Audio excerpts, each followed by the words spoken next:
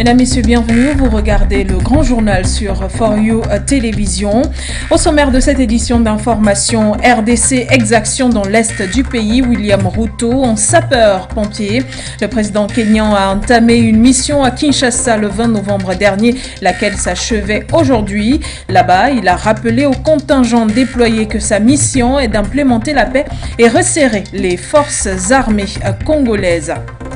Toujours en une de cette édition d'information, Guinée équatoriale, élection générale, sans turbulence au Biangema sur la voie de la victoire. Le scrutin s'est tenu le 20 novembre dernier où 400 000 électeurs étaient attendus. Si tout s'est passé sans la moindre turbulence, nombreux estiment que c'était une partie dont les jeux étaient déjà jetés. Le président Biangema s'est dit confiant pour la victoire de son parti. Mesdames, Messieurs, bienvenue à cette édition d'information sur For You Télévision. Vous nous regardez sur toutes nos plateformes internet, For You Media Africa, Facebook et YouTube. Nous écoutez sur For You Radio 96.3 FM. On démarre avec l'actualité en Guinée équatoriale. Je vous l'annonçais en titre, le scrutin s'est tenu le 20 novembre dernier dans toutes les artères de la ville. 400 000 électeurs étaient attendus du côté des urnes. Tout s'est donc passé sans turbulence, mais le président Biangema s'est dit à la fin des votes confiant pour la victoire de son parti, sans oublier également que sur 100 sièges au niveau de l'Assemblée nationale, l'opposition, elle, calculait au moins un siège. On revient sur ces détails du scrutin en Guinée équatoriale dans cet élément signé Bala. Sur 1,4 million d'habitants, 427 661 équato-guinéens étaient attendus aux urnes pour décider de qui prendra les rênes entre le président sortant Teodoro Biangema et ses deux opposants. Un vote qui se serait passé sans aucun incident, nous dit la commission électorale. Dans tous les bureaux de vote, nous n'avons pas rencontré d'anomalie. Les gens ont voté normalement. Les petites perturbations sont dues au manque de communication entre les instructeurs et les membres du bureau de vote. Donc, il n'y a pas grand-chose que l'on puisse trouver qui aurait pu empêcher le vote. Tout s'est déroulé normalement. Cependant, notons que l'opposition a évoqué certaines irrégularités. C'est notamment le cas d'Andrés Essono-Ondo pour la Convergence pour la démocratie sociale en abrégé, CPDS, qui a déclaré aux journalistes que son parti avait reçu des menaces et certains même de ses électeurs intimidés et contraints de voter en public. Après avoir passé 43 ans à la tête de la Guinée équatoriale, Teodoro Biangema brigue ainsi un nouveau septennat, véritable adversaire pour ses opposants qui n'ignorent sans doute pas qu'il a toujours été élu avec plus de 93% des voix et son Parti démocratique de Guinée équatoriale, en abrégé PDGE, détient 99 des 100 sièges dans l'Assemblée nationale sortant et les 55 du Sénat, qui doit également être renouvelé lors de ce scrutin, regroupant aussi des municipales. Le vote s'est déroulé, précisons-le, dans près de 3000 bureaux à travers le pays. Les résultats provisoires seront donc annoncés en fin de semaine par la commission électorale, puis la Cour constitutionnelle se prononcera sur la validité ou non du vote. Dans le pays, le mandat présidentiel est de 7 ans contre 5 ans pour les parlementaires. Coopération à présent, on en parle dans cette édition d'information, notamment entre le Mali et la Guinée-Conakry. En effet, au sortir de la 9e session de la grande commission mixte de coopération Mali-Guinée-Conakry, c'était le 18 novembre dernier, le colonel Mamadi Doumbouya a reçu en audience les ministres maliens et guinéens des Affaires étrangères, co-présidents de la dite session. À l'aune de ces échanges, la signature de 10 accords de coopération, dont un mémorandum entre les deux. On revient sur ces détails avec vous, Kwetu, dans cet élément. Le Mali et la Guinée ont signé une dizaine d'accords de coopération à la clôture de la 9e session de la Grande Commission mixte de coopération Mali-Guinée le 18 novembre dernier à Conakry. Un mémorandum d'entente de coopération en matière de gouvernance migratoire et d'intégration africaine a été scellé entre les deux pays. Ajouté aux accords de coopération, dans les domaines du commerce, de la sécurité, de la protection civile et de la santé, entre autres. Une grande commission mixte de coopération est une instance de rencontre politique et économique au cours de laquelle les deux pays identifient les points forts et faibles de leur coopération afin de renforcer ce qui marche et de minimiser ce qui ne marche pas. Les cadres des deux pays ont travaillé d'arrache-pied et sont arrivés à l'identification et à la réalisation sans délai. Sous la coprésidence des ministres maliens et guinéens des Affaires étrangères, Abdoulaye Diop, et Maurice Sanda Kouyaté, la commission mixte de coopération Mali-Guinée s'est tenue dans un contexte géopolitique particulier et au moment où les deux pays font face à des défis multiformes communs. Monsieur le Président, sous votre leadership, vous avez posé beaucoup d'actes symboliques à l'endroit de notre pays, dont une des plus marquantes est votre position sincère, naturelle, par rapport au refus d'appliquer les sanctions illégales et injustes et inhumaines qui ont été imposées à notre pays. Donc il m'a demandé de vous réitérer toute la gratitude du peuple malien par rapport à cela. Et cette commission mixte pour laquelle il a souhaité aussi que nous soyons là, nous tenons vraiment au nom du président à vous remercier pour toutes les facilités qui sont accordées à notre pays, sans bureaucratie, avec un engagement concret. Et on le voit déjà. Le niveau de trafic de marchandises entre les deux pays, si on doit prendre que ça, est vraiment dans une courbe ascendante. Et je sais qu'avec tous les efforts qui sont faits, avec les différents programmes de coopération qui sont en place, ça ne peut que augmenter chaque jour. Selon le chef de la diplomatie guinéenne, tout est essentiel dans la coopération entre le Mali et la Guinée. Signe concret des liens étroits qui lient les deux pays, c'est par le port de Conakry que seront bientôt expédiés à Bamako, à partir de la Russie, les grandes quantités de produits pétroliers, d'engrais, de blé, pour à peu près 100 millions de dollars, soit environ 50 milliards de francs CFA. Le président de la transition guinéenne, le colonel Mamadi Doumbouya, qui a reçu les deux ministres en audience, avait présidé le mercredi 16 novembre au port de Conakry la cérémonie d'inauguration du gros porteur dénommé Kidal, fruit de la coopération Mali-Guinée-Turquie. Merci, je pense que le mot merci n'existe pas entre nous. C'est un devoir qui est moral aussi entre nous de s'épauler. Nous avons, moi le président Goïta, la volonté politique de faire avancer les choses. Et vous êtes les techniciens en matière, c'est à vous d'implémenter ce qui doit être fait. Et je l'ai dit la dernière fois aux deux ministres des Finances, que bien sûr, vous avez des murs devant vous qu'il faut percer et passer.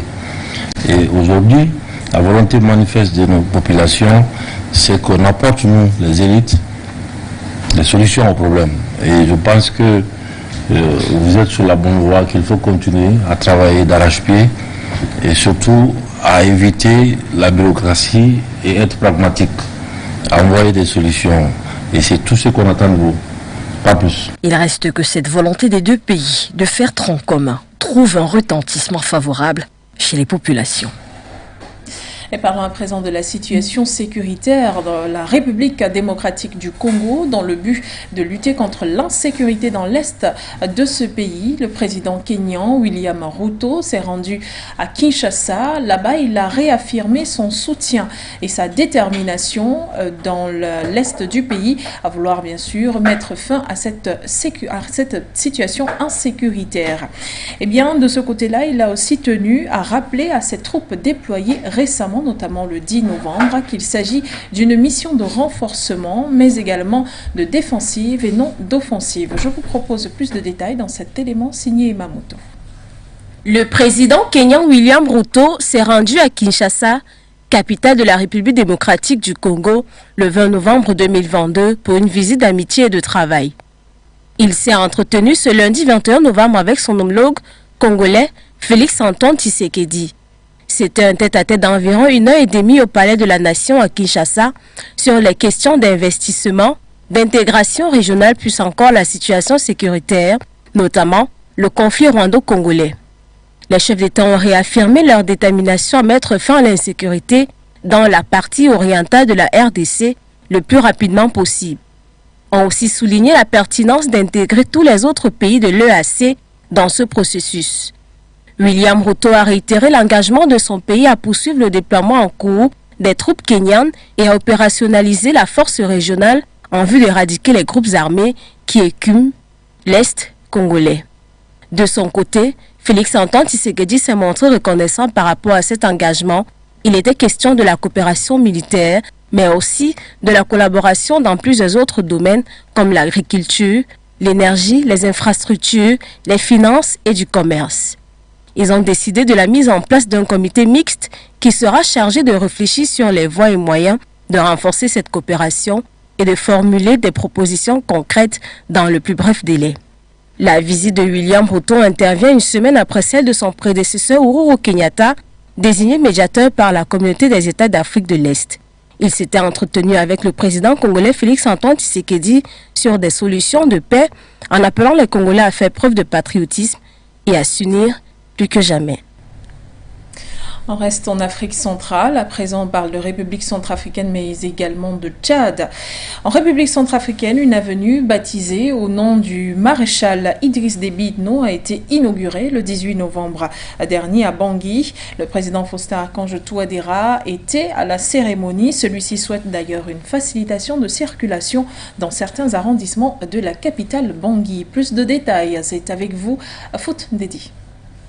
Faustin-Archange Touadéra renforce les liens de fraternité avec le Tchad, pays frère et ami, raison pour laquelle une avenue porte désormais le nom du défunt président du Tchad, avenue Idriss Déby Itno. Située en plein cœur de Bangui, le gouvernement centrafricain veut à travers la réhabilitation de l'avenue Idriss Déby Itno, longue de 2200 mètres, faciliter la circulation aux populations du 3e et 5e arrondissement et les usagers, mais également désengorger l'avenue Koudoukou. Cette nouvelle route va également permettre de fructifier les activités génératrices de revenus de cette zone commerciale. Une reconnaissance qui n'est pas passée inaperçue aux yeux du président de la transition du Tchad, Mahamat Idriss Déby, a exprimé le 20 novembre dernier ses remerciements à la Centrafrique pour l'inauguration à Bangui d'une avenue au nom du défunt président Idriss Déby Itno. Pour le PCMT,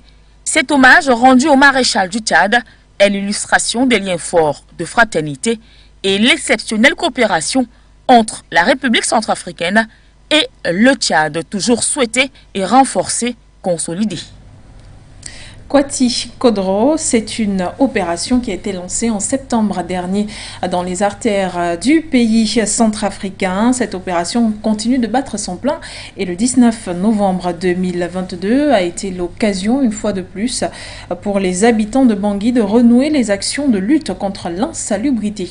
Une activité qui a vu la participation très active du président, le professeur Faustin-Archange Touadéra, initiateur du projet, une action qui vise à rendre propre Bangui et ses artères. Noira a suivi pour nous cette actualité. Je vous propose son reportage.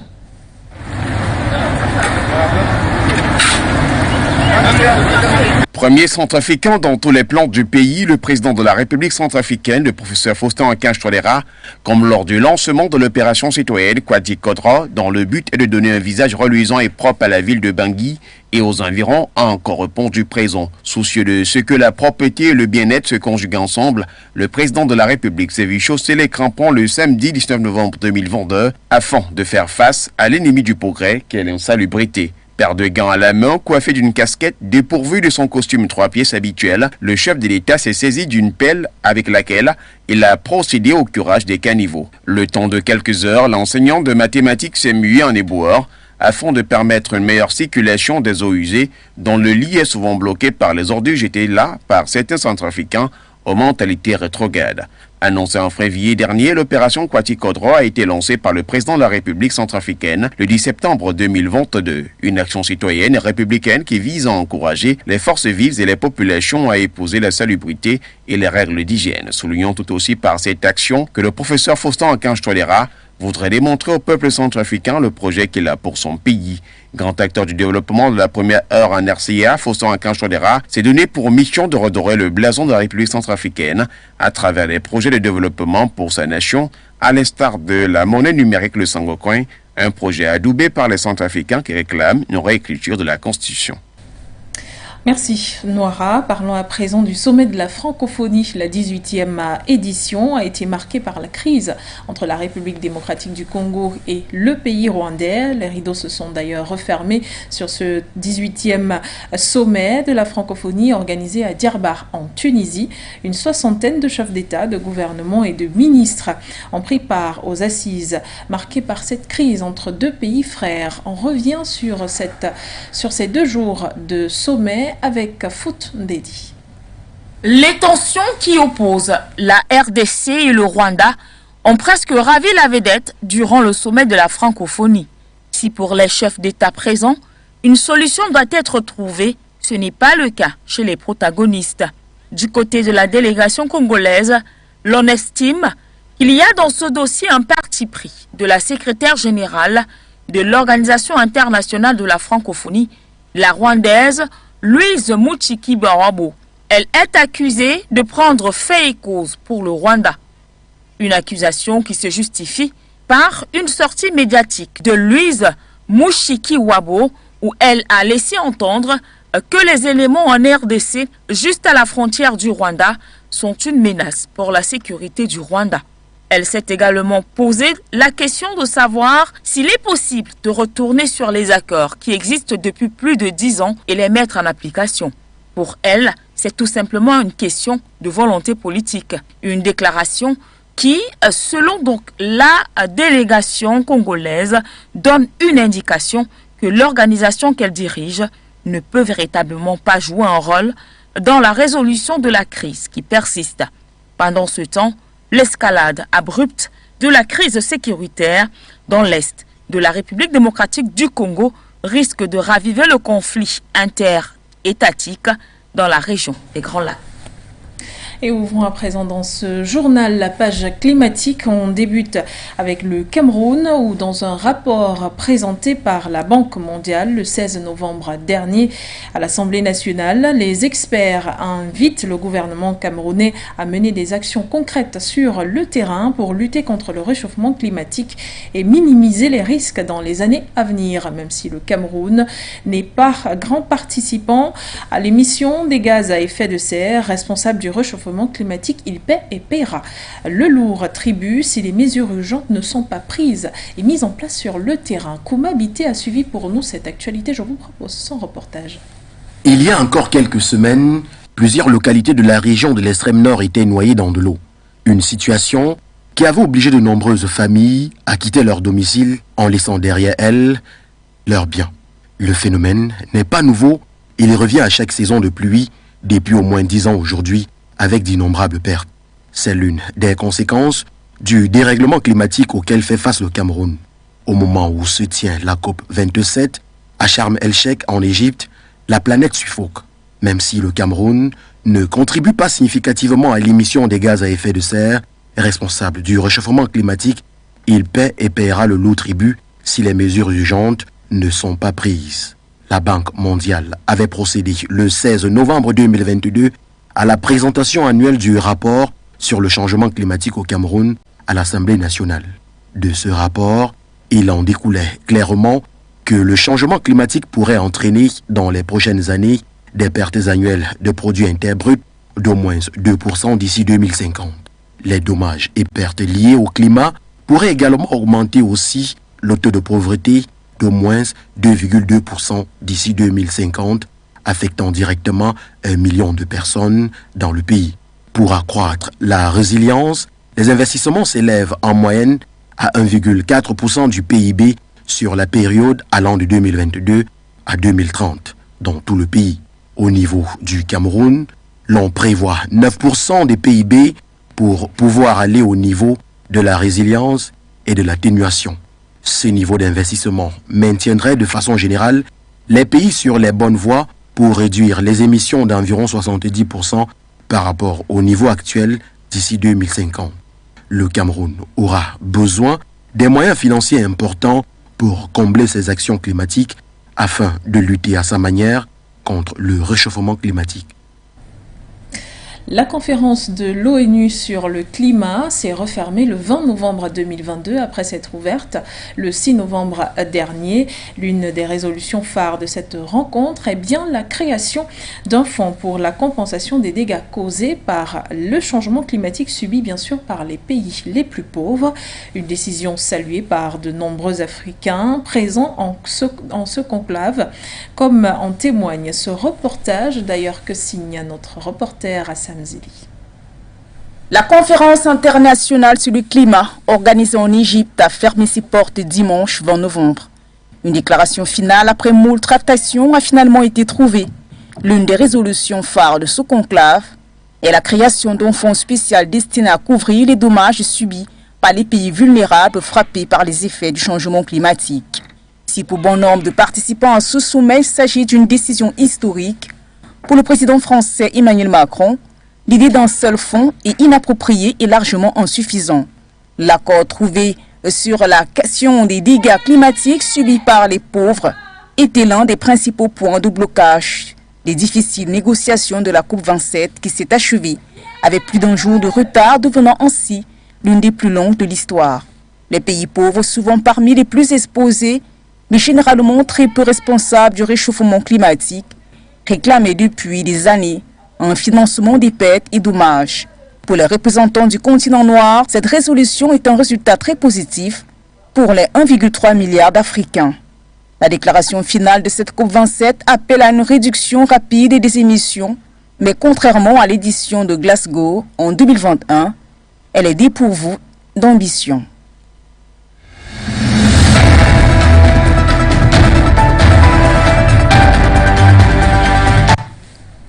Et on referme cette page climatique dans cette édition d'information avec notre invité Didier Yimkwa. Il est militant écologiste. Après une douzaine de jours à débattre sur le climat à Sharm el-Sheikh, que retenir de cette COP27, Didier Yimkwa? Bon, ce qu'on peut retenir de la COP27, c'est que l'Afrique rentre bredouille. L'Afrique rentre bredouille de la COP27 parce que elle n'a pas eu ce pourquoi elle y était présente. L'Afrique a besoin du financement des mécanismes d'adaptation au changement climatique. Ce financement est un engagement des pays riches, des plus gros pollueurs qui ont pris en charge depuis la COP15 en 2009 à Copenhague d'accompagner les pays africains les plus vulnérables au changement climatique, d'opérer leur transition écologique sans casse. Malheureusement, une fois de plus, l'Afrique rentre bredouille. L'Afrique n'a rien eu. Et que lorsque vous dites que l'Afrique n'a rien eu, celle-ci rentre bredouille, on est en droit de s'interroger. Cette Afrique peut-elle s'affirmer finalement lorsqu'on parle de la question climatique, notamment du réchauffement climatique dans le monde? L'Afrique peut-elle s'affirmer? Oui, ici déjà elle parlait d'une même voix, mais tel n'a pas été le cas, malgré le discours assez audacieux du président en exercice de l'Union africaine, qui a pu démontrer que l'Afrique pouvait se prendre en main en citant le grand projet de la muraille verte, 8000 km, qui part de Djibouti au Sénégal, qui fait un peu plusieurs centaines de milliers d'hectares de terre à reboiser, ce qui va permettre aux populations sahéliennes de réaliser leurs rêves. L'agriculture en zone désertique. Je pense que c'est un message qui est passé, mais sauf que ce message a été un peu assombri par d'autres messages d'autres chefs de l'État, ce qui fait que lorsque plusieurs chefs d'État parlent de voix dissonantes, il est fort à parier que l'Afrique ne peut pas s'imposer. L'Afrique a les atouts, l'Afrique a le deuxième poumon vert de la planète, l'Afrique a la plus grande réserve d'eau douce du monde. L'Afrique émet moins de 4% global des émissions de gaz à effet de serre. Malheureusement, l'Afrique aujourd'hui n'a pas assez de force pour imposer sa voix, parce que vous le savez bien, dans les relations internationales, seuls les intérêts comptent et c'est le rapport de force qui oriente les intérêts. Didier Yimkwa, avez-vous l'impression finalement que la question climatique est négligée par les pays plus grands pollueurs? Si oui, quelles sont les solutions définitives? Les questions climatiques ou écologiques, environnementales concernent tout le monde. Bon, si le discours est, est construit autour uniquement de ces thèmes-là, je pense que ça ne passera pas. Mais il faut construire le discours autour des conséquences des phénomènes météorologiques express, tels que les fortes précipitations qui entraînent les inondations. Sur le plan sanitaire, je pense que ça va passer mieux. Mais il se trouve que les populations africaines ont des préoccupations ailleurs.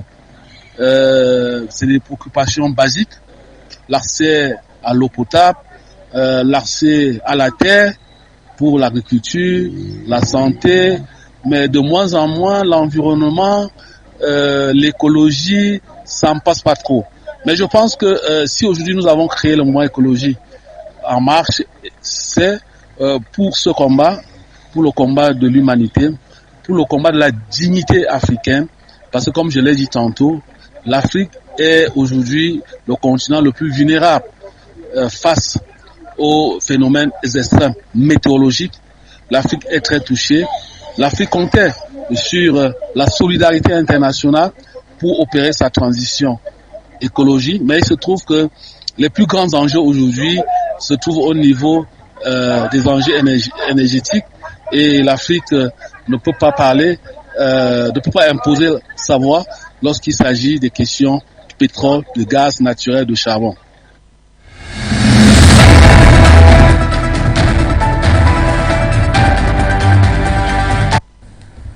Et c'est ici que s'achève cette édition d'information sur For You Media Africa. Vous nous avez regardé, vous pourrez le refaire. Vous nous écoutiez également sur la 96.3 FM, For You Radio, pour ceux qui sont à Douala et ses environs. Merci à tous de nous avoir écoutés, de nous avoir regardés. L'information et les programmes se poursuivent sur nos différents médias. Au revoir Dakar.